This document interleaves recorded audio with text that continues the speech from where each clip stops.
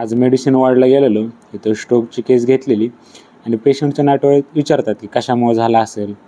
तर इथं दिलेले आहेत बघा, स्ट्रोकचे रिस्क फॅक्टर दिलेले आहेत, रिलेटिव्ह रिस्क आणि आपण रिड्यूस कसं करू शकतो रिस्क स्ट्रोकची.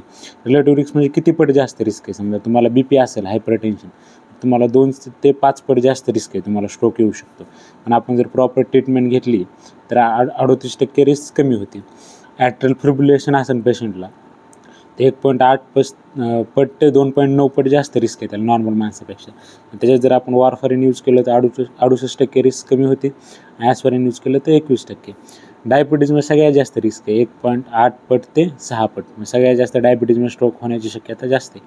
आणि इथं ट्रीटमेंटचा नो फ्रोन इफेक्ट आहे. स्मोकिंगमध्ये तुम्ही स्मोक करत असाल तर नॉर्मल माणसापेक्षा म्हणजे 1.8 पट तुम्हाला जास्त रिस्क आहे स्ट्रोक होण्याची. आणि जर 50% ॲट 1 इयर म्हणजे 1 वर्ष जर थांबवलं स्मोकिंग तर 50% रिस्क कमी होती.